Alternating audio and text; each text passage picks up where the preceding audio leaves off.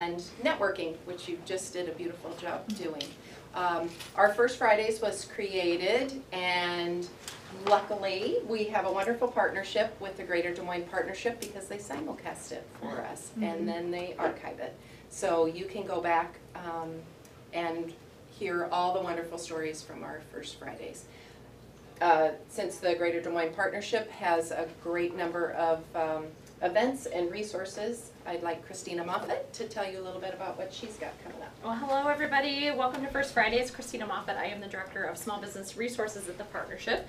So the Partnership is actually made up of 6,400 chamber members throughout the Greater Des Moines area, which encompasses 8 counties. So you can imagine the work with small businesses that we do when actually about 85% of them are small business. So when I came over to the Partnership, I knew that this First Friday series was going on, and one thing I said is that a lot of our businesses can't get to this event, and a lot of females want to hear those stories. So could we simulcast it out and record it and have it online so that those stories can be shared over and over again?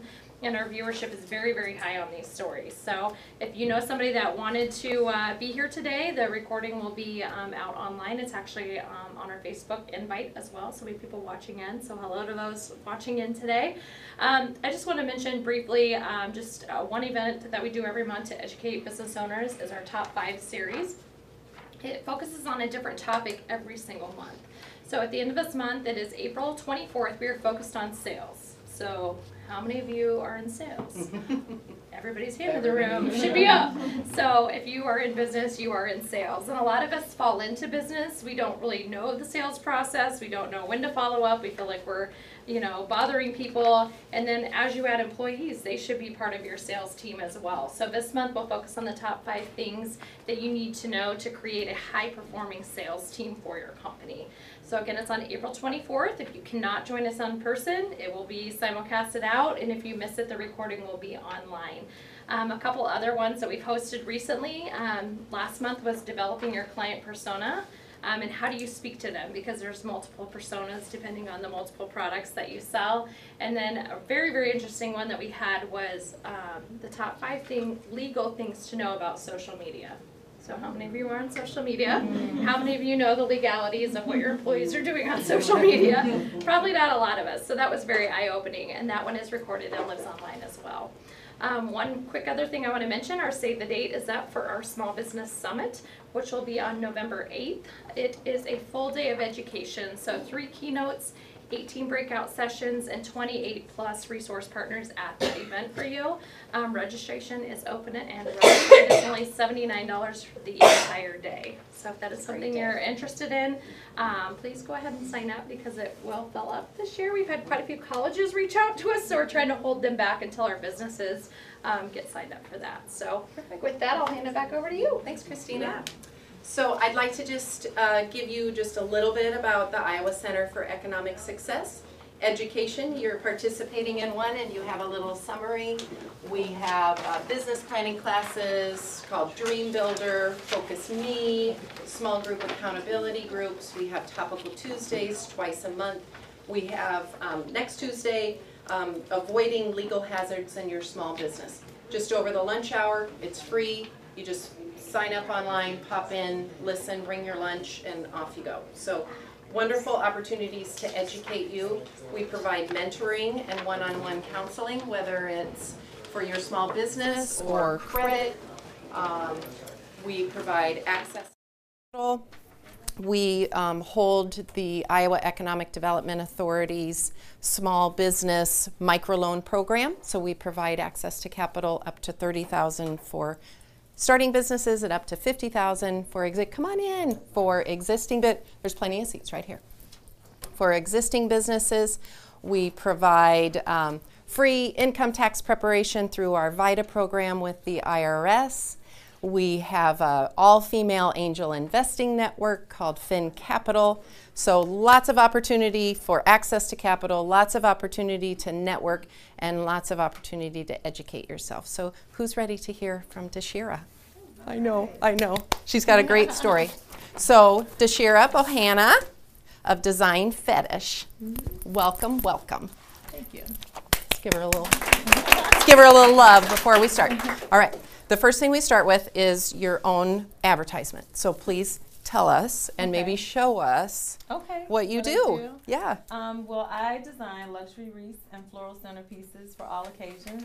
And since I've started the business, I've expanded into working with outdoor planters and holiday decor.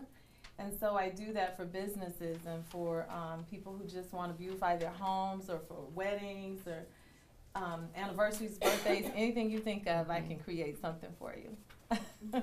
And they're beautiful here. There's one out front, and her cards are out front as well. So thank you. Thank you. Thank you for coming, and thanks for the advertisement. You deserve it. You deserve it. All right. So you didn't always make wreaths, did you? No. You were a corporate girl for a while. So give us a little background on where you started. Okay, well, prior to starting my own business, I worked in corporate America. I used to work for Wells Fargo, you know, quite a while back. And prior to leaving that world, I worked for MediaCom. And I was what they called a morale booster. And so it was in a call center. And one thing that they needed in a call center was for people who could make the job easier on those who took the calls, because I don't know how many people kind of are familiar with that world. It's a stressful one. So I would come up with incentives and different programs that would create gifts and those kind of things for the agents, so that they would have a easier and a better time enjoying their job. So that's what I did prior to. Right. And did you love your job? I did. I think the thing I loved most was working with the people. Yeah. I love the people, and the people love me. There were parts of the job that I didn't absolutely love. And I also felt like, I always felt like I wasn't quite plugged into the thing that I was supposed to be doing. You know, like I said, there were aspects that were wonderful, but it came to a point where I knew that I should be doing something else. And so yeah, I kind of loved it. I love the people. Let's just leave it there. So there was something in the back of your mind that kept nagging at you. So tell us about how you discovered wreaths, or how you knew you had a gift in home decor. I will share this. At the time, I was going through a divorce, and I have always known that I wanted to start my own business. But I felt at that time, I thought, I will never get to start my own business now, because I actually had twin girls and I had another baby on the way. And so I remember the clarity of that moment, walking out the door thinking, I'll never get to start my own business, you know. And I've always dabbled in the creative world. And it's interesting because one day my girls and I were having a picnic, and I noticed how many houses didn't have wreaths on them. And it was such a silly issue, because we didn't have clean laundry. You know, Ms. Rice was trying to figure out how to help me do laundry. We didn't have hot food, you know. And I'm out here thinking, gosh, you know, these people really need some wreaths on their door. They need some wreaths on their door. Welcome, welcome. Come on up. And it bothered me to the point that I didn't sleep for maybe 2 or 3 days thinking about it. And I thought, what an odd problem to have, you know? And so I ended up, I didn't research, because I'm not a huge online girl. I'm not a big Etsy, Pinterest person. And so I had this brilliant idea. I'll order all this fabric, and I'll just go door to door, and I'll create wreaths and offer them to people. And so I did that, but the problem is I didn't research to find out that people don't make wreaths out of yards and yards of burlap. Well, I ordered at that time like $150 for it, and that was a big deal, because remember, I was in transition financially and in every other area. So I stayed up another 2 days trying to figure out what to do with this fabric, and I created wreaths. I did go door to door, and my girls were with me. We had this little wagon, and we did our thing, and people received them so well. You know, they were excited, and, oh, do you do this? And I thought, well, I think I have something, you know. And I think that was around October of 2016. And I, like I said, I've always wanted a business, and I've always had an idea of what that would look like. And so, I knew that what I would do, I wanted it to be more high-end and to cater to a certain clientele. And so I I started talking to the gift shops, you know, calling them on my lunch break, you know. Yeah, because you're working full time. Yeah, because I was working full time. And asking them, hey, I have a product that I think would fit, you know, your customers, and would you allow me to bring it in? And interestingly, people were open to that. You know, they said, yeah, bring it in. I don't have a budget for it, but I'll look at what you have, you know.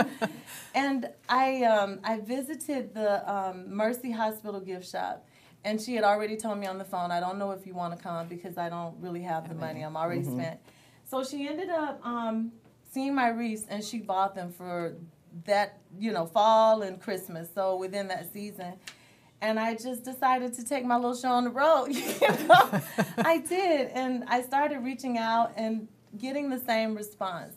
And so I think that was the origin of where this wreath thing started, because prior to, I didn't have very much experience making wreaths, you know, so that was kind of the evolution of that. And like I said, I was still full-time. So at some point, I mean, when are you working? Because I worked overnight. So what I would do, I didn't expect the response that people, you know, gave me. And so I would go to work from 8 until 5, and then I would come home and take care of my girls. And then I would work overnight and make these wreaths. And some of these people in here have cut burlap. They've come over to cook meals because I knew I had gotten in above my head, you know, thinking, okay, I actually have to produce this thing, you know. So that was when I used to make them overnight. That's an amazing testimony to what I think a lot of small business owners, when they first start, you have to be willing to do some really hard things at first. Yeah. But I will say for myself that I had a tribe that I wouldn't trade for anything.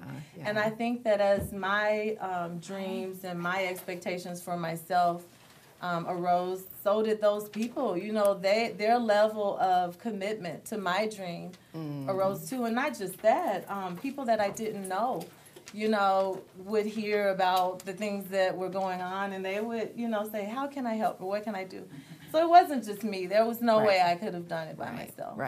So there had to come a point where you decided, I can't stay up all night and work all day. So talk about how that maybe... Does that sound ridiculous? It was the life I was living, and I thought I was still 18, you know? You're like, whoa. So, yeah, it didn't take me long to realize, like, this isn't working. And the busiest time, of course, when I started was holiday, fall and holiday.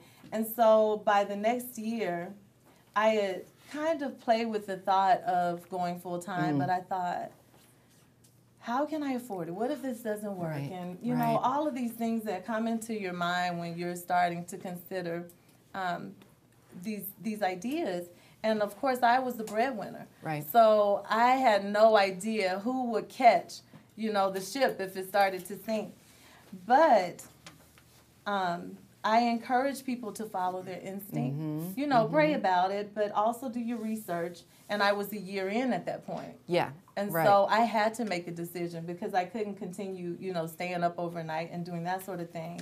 And I was at work, and I had a lunch break, and I thought about, I've gone skydiving before. I love this story. And I thought it was a great idea until it was time to jump out of the plane. And so that was my way. That was my way of facing my fears. I saw a Groupon. I said, I've started to become afraid of heights. And so I'm going to do this thing. And so the thing about when you go skydiving, they pair you with a tandem jumper who's experienced. And so we were on the plane, and I'm like, just don't look down, you know, don't think about it. And once we got to a certain height, you have to jump because everything is set up around, you know, those, that height and for you to fall into the jump zone. And I couldn't do it. Like, I just couldn't make myself do it. And I had a videographer on the plane and the tandem jumper. And so they kept saying, go, go, go. And I was like, nope, I'm not doing it. So they pushed me out of the plane. They pushed me out of the plane, and I jumped, and I thought, this is way worse than if I had done so myself, you know? It was like the scariest thing. Has anybody been skydiving in here? Okay.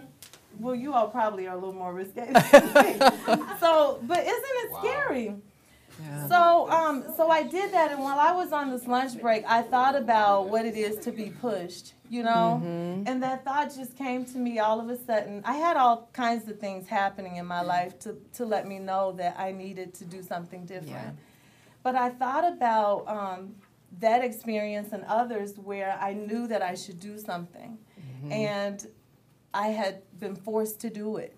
And it's always harder when you're forced to do it versus when you choose to go ahead and make that leap and find out that you have a trampoline under you, you know? Yeah. And so, so I was kind of at war, and I decided you just have to do it. You just have to you know? jump. And I talked to a friend about it, and she talked about burning the bridge and all this good stuff. But she was very financially stable. She had a husband, you know. She didn't have all the things to worry about that I did. Right. But I kind of took it all in. I ran it by some people, and I also considered, if I'm doing this well, staying up overnight, you know, making these wreaths, and my job became burdensome. I mean, It was getting in your way. it was, and Yeah. I'm so glad none of them are here today. Well, they did invite support you. Yeah, They'd but- support you. Yeah, they did, and so it came to a point where I almost couldn't stand to go to Yeah. work every Right, day, right. you know. And I had this thing that I love that I was staying up overnight to do. So I just decided to take a leap. I did, and it was quite a leap. And so many people in this room were a part of that leap. But this particular event helped as a catalyst for that leap because I attended trying to figure out, okay, what are these other women doing who have started their own businesses? Right. So that's kind of how I ended up. Yeah. It's kind of scary. Yeah. Yeah, It kind of was. scary. Yeah. So tell us about how things changed then from that home hobby business to now it's your full-time business, and Monday morning looks a little different. Yes, it did. And so how did that look? It looked very scary and exciting, equally both. And I will say because I wanted to have a launch event to let everybody know that I'm full-time. I have all these wonderful things, good. and you all need to buy them. You know? But I didn't quite have the budget for a launch event, and I didn't know how to make everything happen. And this is something that I will say for business owners, that you have an instinct that's very real. And whatever your vision is for yourself, your life, or your dreams, nobody has that except you. Right. And so while there were people, you know, who were playing the devil's advocate, which was wonderful, but you have to follow your instinct about what the thing is for you to do. And when I took that leap, the last day that I worked for MediaCom, I received an email from a company that, that's another long story, so I won't go into it, but they offered to host a launch event for me for free. And they said, we'll do everything, you know, if you just make a wreath for us for Christmas. so that was one thing. And then I went into Wendy's the next day. This is great. I went into Wendy's the next day. I had picked my girls up, and I was just excited that I could freely pick them up from school without, you know, I was doing a lot of back and forth at that time. And I asked for the manager, and the owner was standing beside the guy that I asked. And so I said, you know, they had just remodeled. I said, this looks like a great place for some very special holiday decor. Would you be interested? He said, absolutely. He told me to meet him in 3 days, and he had 4 restaurants that he wanted to buy multiple wreaths for. So that happened several times within the week that I had left my job. And I was thinking, oh, okay, I think this is a good This is going to be easy. You know? And I say that, you know, not to make it seem easy or to make it seem like everything just pans out, because you have ups and downs. You have times that everything is working out, and you have things that aren't, you know. Right.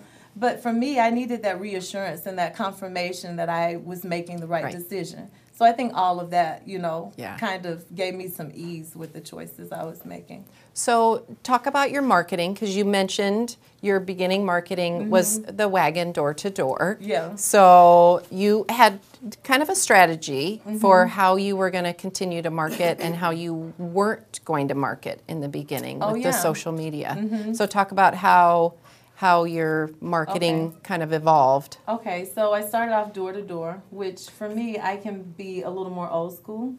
But that felt very safe because I wasn't opening this thing to the world, you know, the World Wide Web and the Facebook and Instagram. Because I didn't know exactly what the kinks of this product was. I didn't know, you know, what the price point should be. And so I needed to test the market and to kind of explore things without the pressure of people's response and opinions and that sort of thing. So I did start door to door, and then I continued direct marketing to businesses and realtors, and then eventually I began to use social media, and that was hard for me because I'm not a big social media girl. But I heard the numbers and I heard people's impact on social media. Right. And I thought, okay, I'm going to try and see. I wonder if they're telling the truth. Yeah, and I also had a company that helped me with that initially because I felt like I needed a jump start. And so so I now market largely through social media, and I still meet directly with the target audience and clients that I have for my business. And how did you develop that target audience? Was it just random throw a dart at a board, or did you give some thought to that? I gave a lot of thought to it. I knew who the people were that probably had house pride or that may be willing to offer a special gift to clients or to someone for a wedding or, you know, for an event. So I began to think about where would they be and what would they do, you know? And that required that I step all the way out of my comfort zone because they weren't necessarily my friends. You know, they weren't necessarily all the people who I would hang out with every week. Right. But those people supported, but to sustain a business, you have to step into a different space. And so that's kind of what I did. Right, right. So you're working from home, but now you're working full-time in the business. Yes. How's that back room business going? Accounting and inventory and talk about, because that can be overwhelming. You're a creative, yet there's this whole business side. And how did you wrap your arms around that? And I'm still wrapping my arms around it. I am. But I think that's part of the process, too. I mean, on the front end, it was overwhelming because those weren't my skill sets. Sure. You know? And business is so much more than creating a product and saying, people, do you like this? Right. You know, there are a lot of things that you have to keep track of to make sure that you're running a successful business. And so working out of my home, that was, I'm sorry. It's all right. Turn this off. She's busy. I know it. That's my aunt, though. I wish she was here. But I initially ran it loosely as far as financials were concerned. And But you said you started out with Excel. Yeah. Which people, you kind of apologize for that, but that's a great place to start. You can do a lot with just an Excel spreadsheet. You can. But as you desire to grow. Yes. I mean, it did work. And all all of those pieces and all of those departments that we had at MediaCom were represented by me because I didn't have a team and all these departments. And so I was trying to figure it out while I was in the running and making these wreaths. And so eventually I have a friend that does some accounting work for me, and I know that she uses QuickBooks. Yep. And there's also a local accountant, Amanda Davis, who I have connected with because I want to understand that piece of it more for myself. And so I've kind of been working with her to get a better understanding of that. Inventory, oh goodness, when you work with florals and ribbon and you love it as much as I do, you know, you may end up purchasing enough for 2 states and you only have a small room, you know, of buyers. And so you have to figure out how to purchase in a way that makes sense for the business and that fits the flow of what you're offering. Right. And so I ended up getting a space at Mainframe Studios. And that has been amazing because it offers separation between my home and work. And it also is a community of creative people like you have never seen. And I needed that, you know, because when you have dishes and a bed and laundry, you know, you spend your work hours doing chores. Right. So yeah. So another leap out of the airplane that you rented a space, and that's just this natural progression of working all night, working from home, and now I need my own space. So how much time did you take researching that, and how did you come across Mainframe? And I think that there were a lot of people talking in the circles that I was in about this new space, and I looked it up and I thought to myself, oh, I can't afford that. And I just decided to visit just to see what it was like. And it's funny because we were on the elevator. Siobhan is the director at Mainframe, and we were on the elevator, and some of you have probably been married, and they say when you see that dress or you buy that new home, you know it when you see it. And when the doors opened, there was nothing outside the doors but a black wall. But I just started crying, you know, because I felt like it was a place for me. And, you know, she said, here's what you have to do. And it was like a long list of things. And I didn't do it because I didn't feel like I was ready to take that leap. But she called me twice within the next month and said, we have a space for you and I want you to come get it. And so I did still end up having to pay and rent the space. But along the way, you know, the process has been for me taking a leap of faith and stepping out to see what's available. And it always, you know, it has usually worked out. Yeah. The Mainframe, if you don't know, is a shared workspace for artists.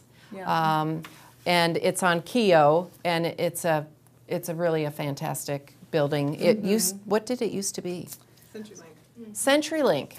Yeah. Yeah, I think it used to be a call center, but just quick plug. Tonight is First Friday at Mainframe. Yeah, so it's a cocktail. You can tour. The artists are there, live and music or DJs, and so that's from 5 to 8, and it's every month, and it's wonderful. So I would love if some of you came. Let's talk about 5 to 8. That's a networking event. So let's talk about support and networking and how key that has been in your journey. It has been vital. I don't think that I would be where I am without it. A lot of people in this room I know through networking. And I mentioned that I have a tribe, and those were the people that I knew. And then once I decided to start taking these steps, I found a new tribe. You know, it just began to grow, and there were all these people who wanted to pour into the dream that I was sharing. So I would say to entrepreneurs, another thing is don't be afraid to share your dream, even if you feel like it's not ready or you don't have all the pieces carved out. Because once you get into these kind of rooms and you begin to connect with these people, they can sharpen your dream. You know, they can give you ideas and kind of enhance whatever it is that you initially thought wasn't good enough or was, you know.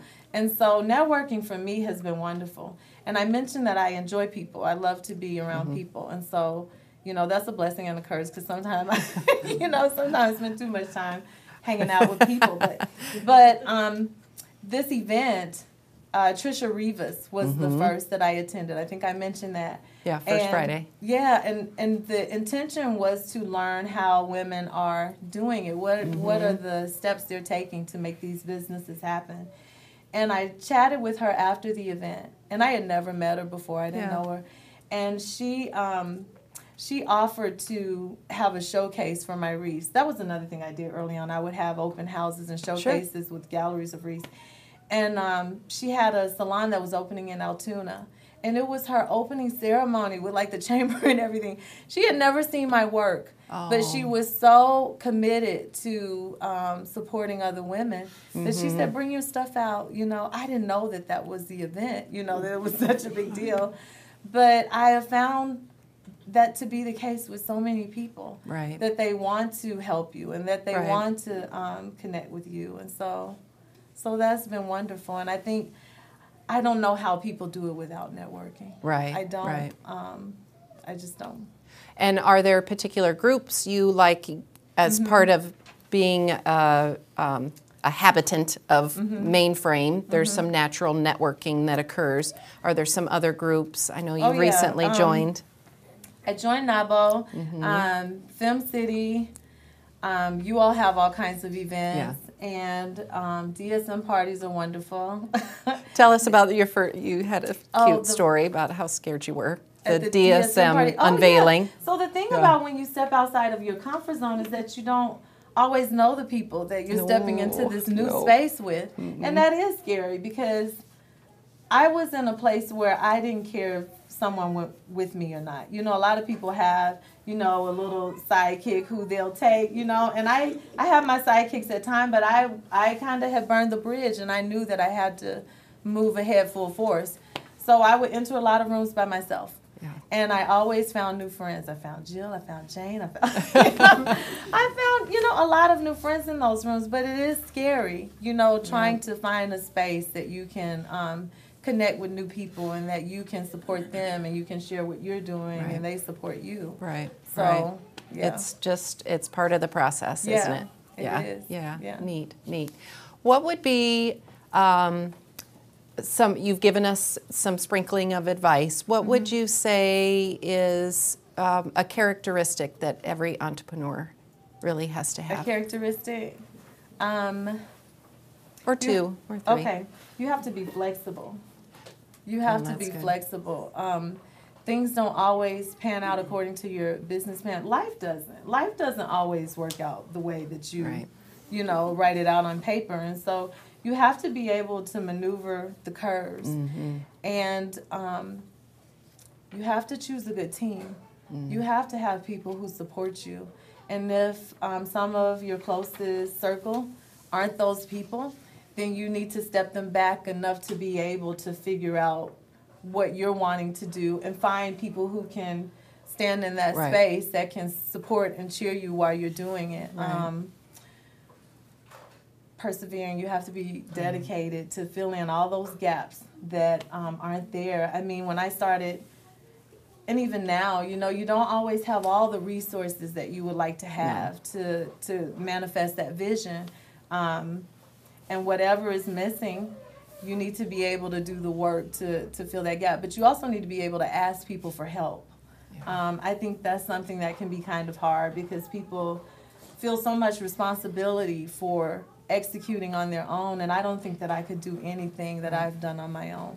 And even though, you know, my friends have been a huge help, I needed more people to help me kind of find the way to get to where I was going. So I think those are all things that I would advise for people who are, you know, making their way, trying to figure it out, dream chasing.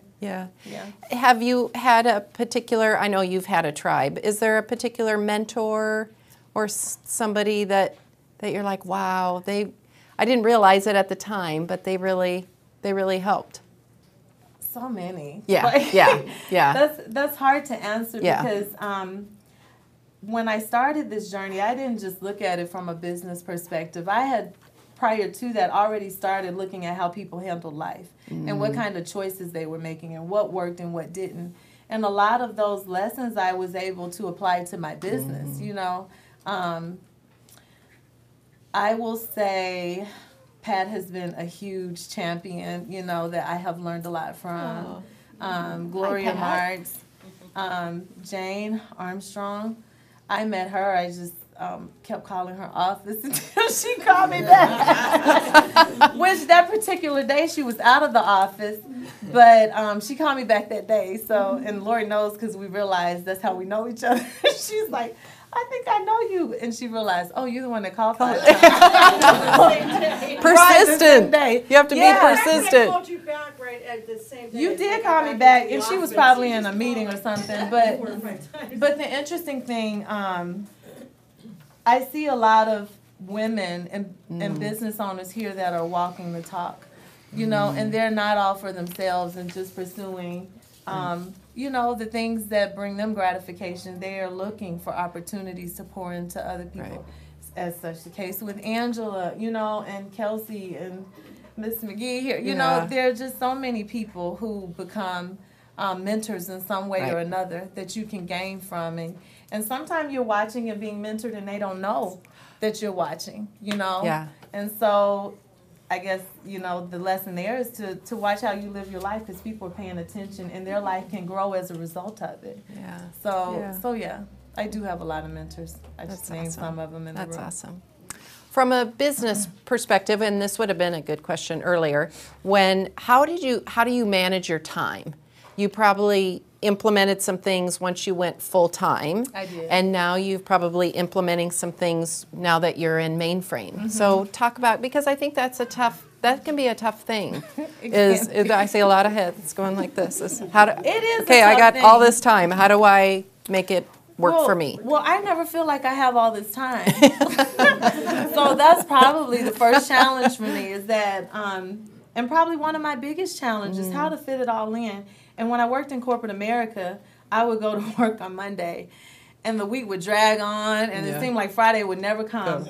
And now when Monday morning starts, I'm like, I only have, this much time to get all this done, And so for myself, one thing that I initially started doing was setting parameters around when I was going to be in the office. And that was easier when I moved into Mainframe, because I had a space that was separate from my home. So I wasn't, over here doing this and over here doing that. Another thing that I decided to do was to have a certain number of networking events that I would attend for sure, each week. And so I've done that, but as you meet more people, you find out about more things that are wonderful, and those people have supported you, and you want to support them, and so you only have so much time, so you have to figure out, how much you're going to actually spend executing and creating for your business and pouring into other people. Some of that I'm still working on. I don't feel, that I've arrived enough to tell people what to do. So, and it's going to change as you grow and move. Yeah. I think that's a challenge for everybody. It is. How, speaking of time, we're doing great on time.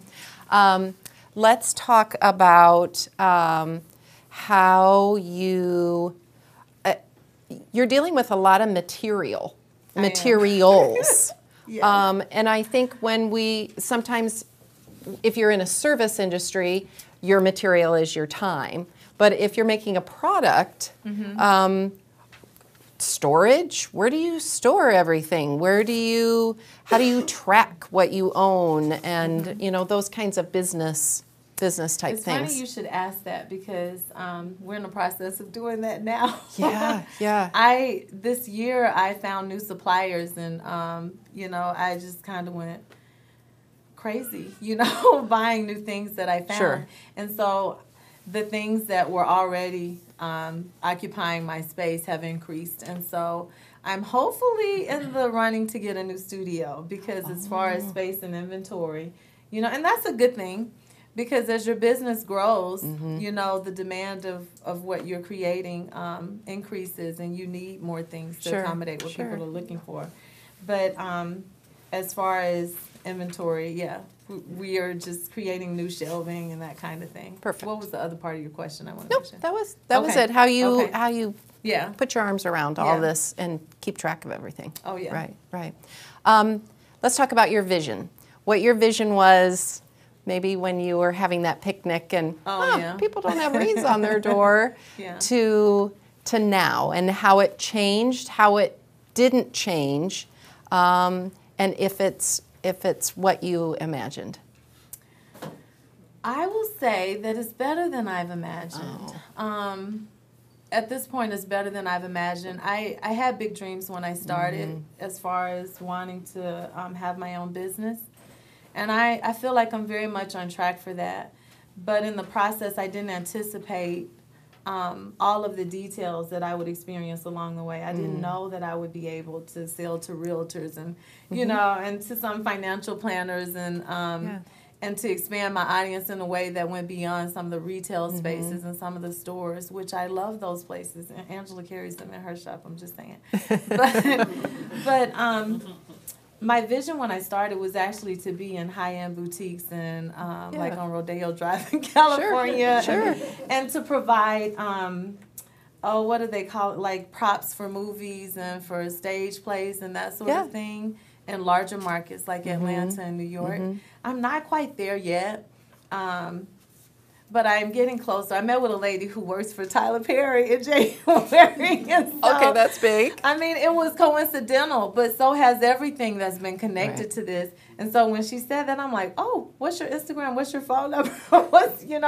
So those things, taking advantage of those opportunities and, seeing that they're real, but also knowing that this started with me going door to door, just wanting to Right. get wreaths on people's homes. Right. And now I know that even beyond Iowa, that I have something that people appreciate Right. and that they're willing to pay for, Right. you know? And so yeah, the vision it's already becoming more real than I imagined. Yeah, that's wonderful. Back to advice. And maybe you don't have to share, something real, Okay. but significant. But maybe where you stubbed your toe that people could, learn from you that I made this little mistake. It wasn't a big mistake, but I wish I would have known something different going in. Overcommitting. That has been a challenge for me because I feel like I'm the bionic woman and I can do everything. Yeah. And when you're in business, there are expectations and deadlines that people actually need things Right. by a certain time and date. Right. And that was hard for me early on because I knew I had a support system that would kind of fill in some of the gap. So I kind of went on the other end of, I can do this, can that, do the it other, all. and all these things. Yeah. And I think that you have to allow time for things so that, you have a realistic view of being able to present it in a certain way. But that was a great mistake. I think that all the mistakes are learning lessons and it's a continual process. And so I don't beat myself up about it anymore. I just say, okay, don't do that again. Note to self. Note to self. Yeah. Yeah. So that would probably be a lesson. Underestimating what's possible. When I started, I talked about instinct and how you kind of weigh out the things that are working for you versus the things that aren't. Mm-hmm. But, you do your research and you test your product and you do all those things. But at the end of the day, I mentioned trusting your instinct because that, the things that have happened for me that were unplanned and that I couldn't foresee have kind of exceeded some of the things that I planned, you know? And so I put it off for quite a while and I made my life very hard, trying to juggle these things. And it worked out. But I wish that I had trusted, the process a little sooner. Right. So that I wouldn't have been so stressed out and red-eyed and, all those things. Well, I think you've done a good job. Should we open it up for some questions? Yeah. Yeah. we can. Okay. Yes. From where you started, you have a staff? Oh, great question. Yeah. I don't have a full-time staff. I do have help in my business, and during busier times, I have people that come in temporarily. So I'm getting to that point, but no, I don't have a staff. Okay. Yeah. Do you have a sense for at what point you will need to hire someone? I'm already there. Okay. And have you kind of scoped that out and figured out how that's going to happen? Repeat the question. We need to repeat the question. Oh, okay. Yeah, I'm sorry. Yeah. So if you'd repeat her question. Oh yeah, she asked if I have a sense of when I will move towards that. Yeah. Hiring staff. Yeah. Yeah. Is that Yeah. accurate? Yeah, I have. And I will be very transparent with you. It's very scary. Growth is scary because you want this thing and you expect this thing. And then it begins to happen and you realize, can I handle this thing? Well, not by yourself. Like I was saying, I wouldn't be at this point if I were doing it alone. But now I need even more commitment, from people who they're carrying the same mission that I am. And so I'm looking at what that looks like now. So I don't have it all figured out, but I will by the end of this year. Okay. Oh, that's a question. Describe an obstacle you faced and how you overcame it. An obstacle I faced and how I overcame it. One obstacle I had was trying to juggle a lot of different hats while starting this business. And I may be retelling, the same story, but in addition to calling people that I knew would help me, and I think as women, like I said, we carry so much expectation of ourselves, and I really struggled with that because you feel like you're supposed to do it all, and especially as it relates to your children. And so I had to let go of some of those things temporarily so that I could create the bigger picture for my life and my family. And I think what helped was to consider, I wanted to leave a legacy. I wanted to pursue my dreams in a way that my children had a footprint that was from me, that they didn't have to look elsewhere for that. And to be able to do that, I needed to ask other people to help me for the time being. It wasn't going to be forever, and I would still be their mom, you know, and I would still be able to do some of the things I needed, but I needed to bring my team into the situation more and let them know what my goals were, what my vision was, and they were on board. And it was so easy, you know, and so that was part of my overcoming that. And in the process, now I'm able to sit here and talk about it, you know. That's cool. Nora? How much do you bring your girls into your business? I've seen them at your Mainframe studio. Oh yeah, one is back there now. I do quite a bit. So repeat the question. Oh, I'm Yeah, sorry. it's just for the She asked how much do I bring my girls into my business and how much do I involve them in what I'm doing. Quite a bit. Some of it I have to, you know, because it makes sense sometimes. But other times they asked to be a part. They were excited about when I started making wreaths. And you know, prior to this, you know, this chapter opening, our house was very sad. And so when I created these wreaths, you know, they would get excited and perk up about all of, oh, I like that one and I like that one. So I realized that it was an experience for them too, even though they were so young. And along the way, they get to build skills. They get to see, you know, what mom did to make those things happen so that they have that from a very early age. So I involve them quite a bit. They even help out a little bit with cutting and, you know, some of that random stuff. Did you have a question? I did. Coming from corporate America, big place, you lived in the box, and now you've moved out. How did that affect things like the benefits you had from the company, and how have you carried that forward to make sure you're still following a proper path? Mm-hmm. That's an excellent question. One thing that I Repeat. Yes, that's okay. That's okay. She asked about coming from corporate America and the benefits packaging that you have from companies. How do you kind of pad that, for, you know, within your own business? One thing that I've done is to become more connected with other business owners to find out what they were doing. And I recently connected with an insurance lady who explained to me the importance of disability insurance. And I said, I don't think I've ever used that or needed that, only to learn that I had twice, you know. And so that, you know, I told her even this month we're going to look at, okay, I need to start investing in those things. And so I guess for me it's becoming more informed and educated on how to create those things within my own business. Mine's kind of back to the work-life balance. On your time, since now you moved into the Mainframe, are you setting work hours? Mm-hmm. And you also work on the weekend? Your own work hours? Yes.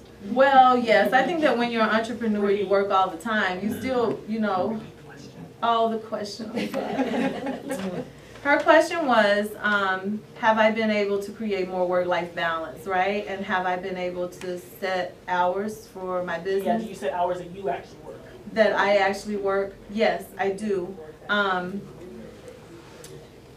I feel like at a certain stage of growing something, you set parameters around your time, but the demand may exceed what those parameters are.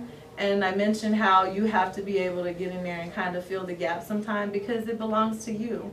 I have had to do that, and I'm okay with it. You know, people say that when you're doing something you love, you never work a day in your life. I don't agree with that. I don't. I feel like I work a lot, you know, because I also love spending time with my family and, you know, doing other things. And I've set parameters. You know, this year I started the year doing a little more traveling. It was kind of business related, but I was able to squeeze some personal things in there. And that has helped me tremendously because the first 2 years I worked. And I didn't take a break because I didn't feel like I could afford to. But now I know I can afford to. So even though I don't have necessarily set hours that I'm always going to leave at 5 o'clock, I have things that I have kind of fit into my life that give me the space I need, you know, to be creative and to do what I need to Kind do. of recharge. Yeah, and I do love what I do, but it is work, you know. There is a work element to it. Great question, Reiki. Yeah. Oh, Jane. I'm sorry. Hi. How have you utilized your certification as a targeted small business on as far as selling to corporations through the supplier diversity programs? You would ask a question like that. Her question was, how have I used my TSB certification to selling as a way to sell to businesses? Yep. Or to corporations in particular with their supplier diversity Okay. programs. Or to state, yeah. But I mean, I was trying to expand it from the standpoint that so many people think it's just the state. And there's opportunities too as a woman of color business selling through supplier diversity programs. Did I repeat the question yet? Uh-oh. Oh, okay. I did. You started to. Okay, Yeah, her question. Utilizing the targeted small business. He said that I did, and he's recording. I have used it because a lot of times it makes you more appealing and it gives you credibility, and people feel like you're a more viable company because you have had to meet certain criteria to be certified as a targeted small business. And then there are other companies that specifically have a certain amount of business that they reserve for small business owners or for targeted small businesses. And so I use that. I take advantage of all those things that I can find to make it work. So for me, it has been a wonderful thing. And not only that, I posted that I was traveling recently, and this is random. Most people probably wouldn't have this situation, but I was attending a market event and I needed a certain document or something. And I had left it in Iowa and there was no way I could get it. So I reached out to Jill, and she was not even at work. She looked through their database and sent it to me right away. So there, you know, that avenue allowed her to have access to paperwork that I needed, you know, and I guess more the supportive piece. The support. So, yeah, so you have people who are there for you that step in. Great. I think somebody else had their, oh yeah. I'm curious if you have a website, and if you do, is it effective for you in terms of getting business? That's a great question. I do have a website. I think a website is another thing that lends credibility. And then this is such a huge online era, you know, that people like to buy online. It has been helpful to me to have a website. But I will tell you that I do a lot of custom work, and I meet directly with a lot of my customers. And for my business, I also send a lot of invoices. But people like to kind of peruse and see what the product is, and it's a landing space that has everything. And so it's been helpful in that regard, and it simplifies me having to touch people so personally in some situations, you know. So yeah, it's been a great tool, but it's not been my only tool. And one last question to that. From the onset, when you started your business, when did you launch your website? How long did it take you to launch your website? Oh, that's a great question. I think it was a year. I didn't have a website until I was a year in. So I started more online marketing at the same time, you know, with the social media, with the website. And so that was the next chapter, especially when I decided to go full-time. I knew I needed those pieces to let people know that I was a credible business. So yeah. I think sometimes, speaking of social media, I hear about businesses struggling to find content to post about what they're doing or their products. And I know that you always have something, almost daily, whether it's Facebook Live or something. How is that incorporated into your social media strategy? Is it just to be there, to be in front of people? Is it to post about content every day? I mean, is there a strategy behind it? Okay, because I think it's great. So.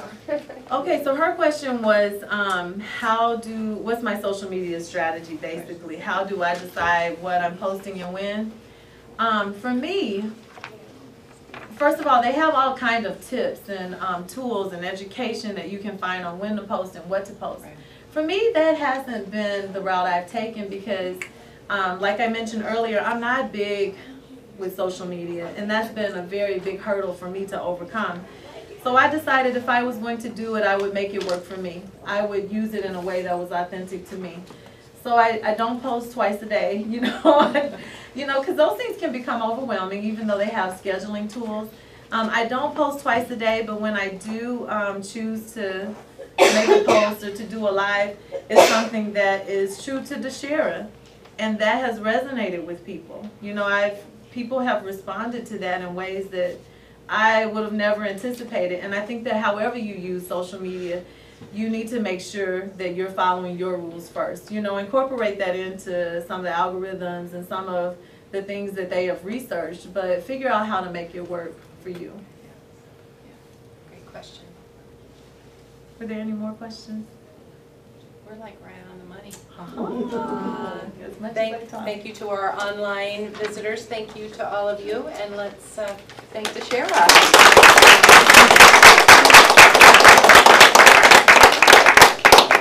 That was great. Thank you, everybody. We hope to see